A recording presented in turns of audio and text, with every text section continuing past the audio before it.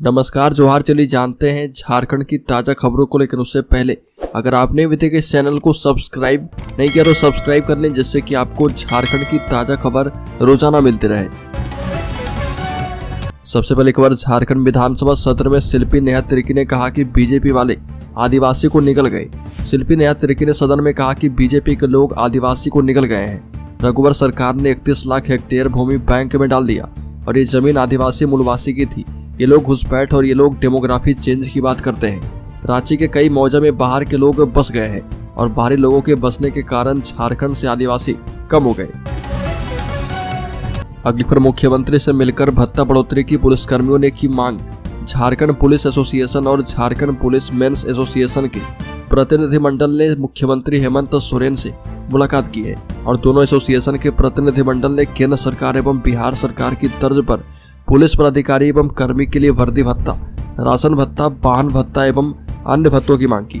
मुख्यमंत्री हेमंत सोरेन ने भी सभी भत्तों को पुनरीक्षित दर पर लागू करने का आश्वासन दिया है।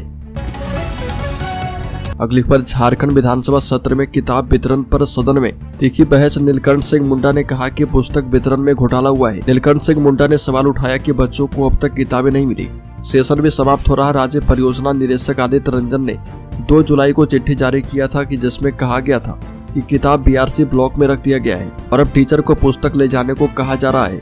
अब तक 42 लाख किताबें उपलब्ध नहीं करवाई गई है और इसमें कहीं न कहीं वित्तीय अनियमितता या फिर घोटाला हुआ है। इस पर शिक्षा मंत्री बैजनाथ राम ने कहा कि पुस्तक वितरण का काम आचार संहिता के कारण बाधित हुआ और 1 सप्ताह में 100% पुस्तक वितरण का काम पूरा हो जाएगा। अगली खबर, नेता प्रतिपक्ष और स्पीकर में तीखी बहस। अमर भौरी ने कहा कि आप विपक्ष को मीठा जहर दे रहे।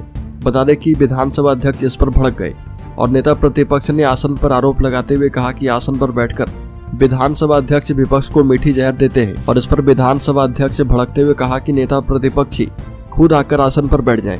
नेता प्रतिपक्ष अमर भौरी से कहा कि वो विनम्रता से बात करें और आसन की तरफ उंगली दिखाकर बात करेंगे तो आसन उसे बर्दाश्त नहीं करेगा।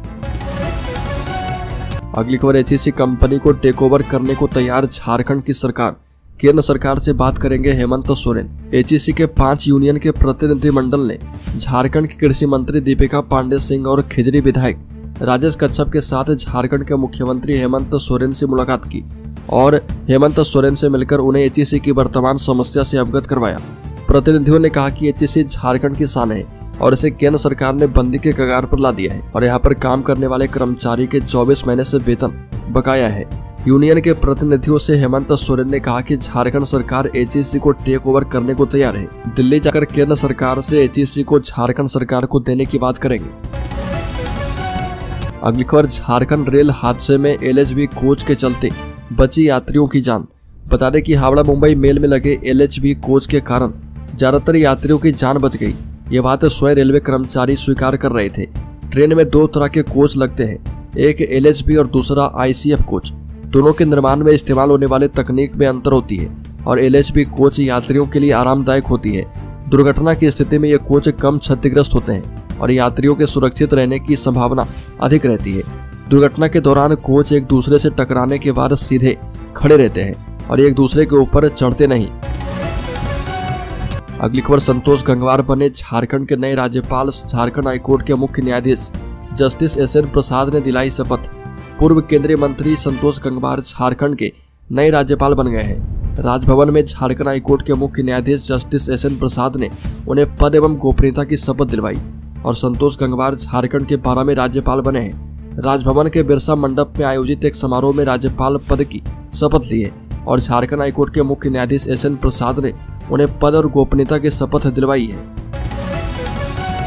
अगली खबर, खरसामा से अर्जुन मुंडा की पत्नी मीरा मुंडा लड़ सकती है चुनाव। बता दें कि झारखंड में विधानसभा चुनाव होने में अब कुछ ही महीने बचे हैं। ऐसे में राजनीतिक दलों से जुड़े नेताओं की भी गतिविधियां तेज हैं। खूंटी लोकसभा चुनाव में झारखंड के पूर्व मुख्यमंत्री और पूर्व केंद्रीय मंत्री अर्जुन मुंडा की करारी हार के बाद राजनीतिक गलियारे में इस बात के कयास लगने शुरू हो गए हैं कि भाजपा अर्जुन मुंडा को विधानसभा चुनाव में उतार सकती है।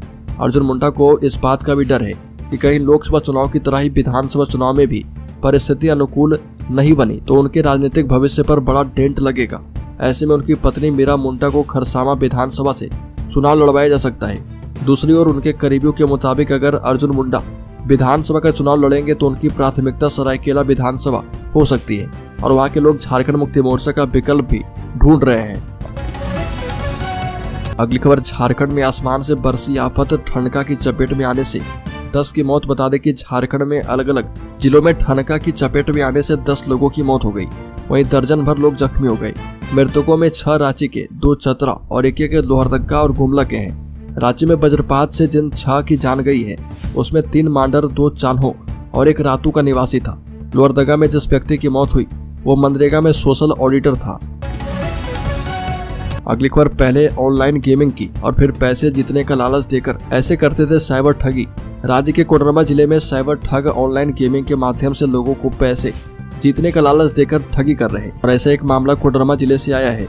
तिलैया थाना की पुलिस ने शहर के बिशुनपुर रोड के फुटानी चौक के पास स्थित गंगोत्री अपार्टमेंट में छापामारी कर 5 साइबर अपराधी को पकड़ा है। कोडरमा से गिरफ्तार सभी अपराधी ऑनलाइन गेमिंग से पैसा जीतने का लालच देकर लोगों के साथ साइबर ठगी करते थे। पुलिस को जानकारी मिली थी कि तिलैया थाना क्षेत्र में छुपे कुछ साइबर अपराधी ऑनलाइन गेमिंग के माध्यम से ठगी का काम करते हैं। अगली खबर, संताल परगना में 2 पुलों को मिली मंजूरी, देवघर और गोड्डा के लोगों को होगा फायदा। बता दें कि निशिकांत दुबे की पहल से बनी ये बात। ग्रामीण कार्य विभाग से देवघर एवं पथरगामा में 2 उच्च स्तरीय पुलों के निर्माण की स्वीकृति मिली है और इसमें देवघर प्रखंड के ओझा जमुआ घाट से जोगीडी घाट डड़वा नदी पर 89 मीटर लंबा पुल बनेगा। इस पुल के निर्माण में 3 करोड़ 68 लाख रुपए खर्च होंगे। वहीं पथरगामा प्रखंड में सापी नदी पर चिलकारा से हरला टोली पुल का निर्माण किया जाएगा। चिलकारा से हरला टोली तक 89 मीटर लंबा पुल बनेगा और इस पुल के निर्माण में 3 करोड़ 88 लाख रुपए खर्च होंगे। और बताया जाता है कि लोकसभा चुनाव के दौरान सांसद निशिकांत दुबे इन गाँव में लोगों की समस्या से अवगत हो रहे थे तो कई लोगों ने इसकी मांग रखी थी। अगली खबर, चतरा जिले में सीओ ने 4 लाख रुपए लिए, काम भी नहीं किया, कर्मचारी पैसा वापस करने आया तो पीड़ित ने बनाया वीडियो। चतरा जिले के प्रतापपुर अंचल के निवर्तमान सीओ नित्यानंद दास पर एक महिला ने गंभीर आरोप लगाए। प्रतापपुर इलाके की रहने वाली महिला ने सीओ नित्यानंद दास पर जमीन म्यूटेशन को लेकर 4 लाख घूस लेने का आरोप लगाया और आरोप लगाने वाली महिला ने वीडियो जारी किया। इस वीडियो में बताया कि जब सीओ नित्यानंद दास का ट्रांसफर हजारीबाग के विष्णुगढ़ कर दिया गया तो सीओ ने बहुत मुश्किल से रिश्वत के पैसे वापस करने की हामी भरी और मामला तुल पकड़ता देखकर खुद के खाते से भी 50,000 रुपए ट्रांसफर किए और फिर 80,000 कैश अंचल के कर्मचारी नारायण झा के जरिए उनके घर भेजा गया। अगली खबर, चक्रधरपुर रेल हादसे के बाद 44 ट्रेनें रद्द। चक्रधरपुर रेल मंडल के बड़ा बम्बो और राज्य खनसबा के बीच पोटेवेड़ा में ट्रेन हादसे के अगले दिन भी इस रूट पर ट्रेनों का परिचालन पूरी तरह से ठप है। 44 ट्रेनों को रद्द किया गया और ट्रैक के सुधार का काम जारी है। अलग अलग शिफ्ट में कर्मचारी को ड्यूटी पर लगाया गया है, जबकि ट्रेन की गिरी हुई बोगियों को हटाने के लिए रांची और सरायकेला से बड़ी लिफ्टिंग मशीन मंगवाई गई है। अगली खबर, झारखंड हाईकोर्ट ने चानो के सिलगाई के बदले बरहे में एकलव्य आवासीय विद्यालय बनाए जाने के मामले पर सुनवाई की। कोर्ट ने केंद्र और राज्य सरकार से पूछा कि क्या सिलगाई के बदले बरहे में एकलव्य आवासीय विद्यालय बनाए जाने का कोई लिखित दस्तावेज है। अगर दस्तावेज नहीं है तो क्या दोनों प्रोजेक्ट अलग अलग हैं। कोर्ट ने प्रार्थी का पक्ष सुनने के बाद राज्य सरकार से पूछा कि जब चानो के बरहे गांव में एकलव्य आवासीय विद्यालय बन सकता है तो सिलगाई में क्यों नहीं बन सकता।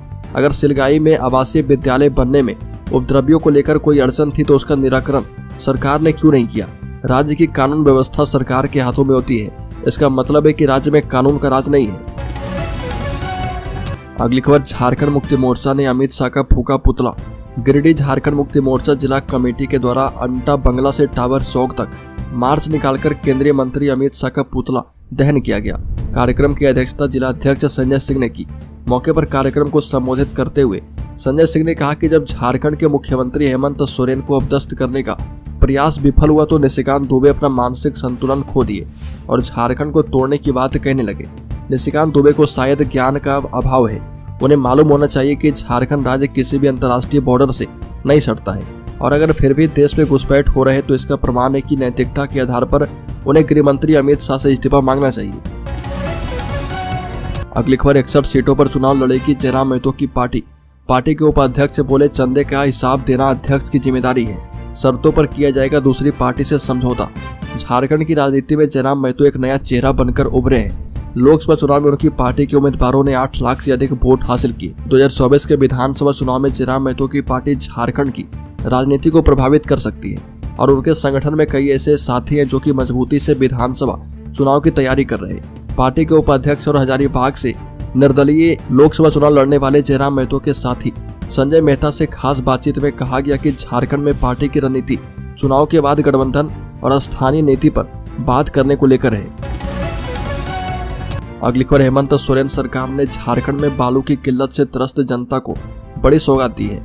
मानसून सत्र के तीसरे दिन मुख्यमंत्री हेमंत सोरेन ने सदन में बड़ी घोषणा करते हुए कहा कि झारखंड गरीब लोग जो इनकम टैक्स के दायरे में नहीं आते, जो इनकम टैक्स नहीं भरते, उन गरीब परिवारों को उनके आवास निर्माण के लिए सरकार मुफ्त में बालू देगी। और हेमंत सोरेन द्वारा की गई घोषणा आगामी विधानसभा चुनाव के लिए एक मास्टर स्ट्रोक साबित हो सकती है। झारखंड में लंबे वक्त से हर वर्ग बालू की किल्लत से त्रस्त है। ऐसे में अपना घर बनाने का सपना देखने वाले गरीब परिवारों को मुफ्त में बालू राज्य सरकार द्वारा दिए जाने की घोषणा एक बड़ी सौगात से कम नहीं है। चाहे अबुआ आवास हो या फिर पीएम आवास या फिर व्यक्तिगत रूप से आवास बनाने के लिए बालू की आवश्यकता होती है। अगली खबर, राज्यपाल सीपी राधाकृष्णन को रांची एयरपोर्ट पर दी गई विदाई। निवर्तमान राज्यपाल सीपी राधाकृष्णन महाराष्ट्र रवाना हो गए। बिरसा मुंडा एयरपोर्ट पर उन्हें विदाई दी गई। मुख्यमंत्री हेमंत सोरेन एवं कल्पना सोरेन ने उन्हें गुलदस्ता और स्मृति चिन्ह देकर विदा किया। विदाई देने वाले एयरपोर्ट पर मुख्यमंत्री के अलावा मंत्री बन्ना गुप्ता, सांसद नलिन सोरेन, मुख्य सचिव L Khiangte, DGP Anurag Gupta, cabinet सचिव वंदना दादेल सहित राज्य सरकार के कई वरीय अधिकारी पहुंचे थे। बताते चले कि सीपी राधाकृष्णन को महाराष्ट्र का राज्यपाल बनाया गया और तेलंगाना के भी प्रभार में थे। अगली खबर, जामताड़ा के 4 साइबर अपराधी गिरफ्तार। कैशबैक दिलवाने और ओटीपी पूछकर करते थे ठगी। धनबाद पुलिस ने पुटकी और मैथन से 2 साइबर अपराधी को गिरफ्तार किया। प्रतिबिंब ऐप के जरिए पुलिस उन तक पहुंची और पकड़े गए चारों साइबर अपराधी जामताड़ा के रहने वाले हैं। धनबाद में रहकर ठगी की वारदातों को अंजाम दे रहे थे। पूछताछ के बाद चारों को कोर्ट में पेश किया गया और वहां से उन्हें न्यायिक हिरासत में जेल भेज दिया गया है। पुटकी की शिवशंकर नगर कॉलोनी के बीसीसीएल क्वार्टर से जामताड़ा के कर्माटाड़ निवासी नीलेश यादव और दीपेश कुमार पकड़े गए और दोनों महेंद्र यादव के आवास में रह रहे थे। अगली खबर, झारखंड के शेयर होल्डर्स इन्वेस्टर्स के लिए बड़ी खबर। सेंसेक्स में 200 अंक से ज्यादा की बढ़त, शेयर बाजार में तेजी देखने को मिल रही है और सेंसेक्स 200 अंक से ज्यादा की बढ़त के साथ 81,700 के स्तर पर कारोबार कर रहा। वहीं निफ्टी में भी 50 अंक से ज्यादा की तेजी है और ये 24,950 के स्तर पर कारोबार कर रहा। सेंसेक्स के 30 शेयर में से 21 में तेजी और 9 में गिरावट देखने को मिल रही है।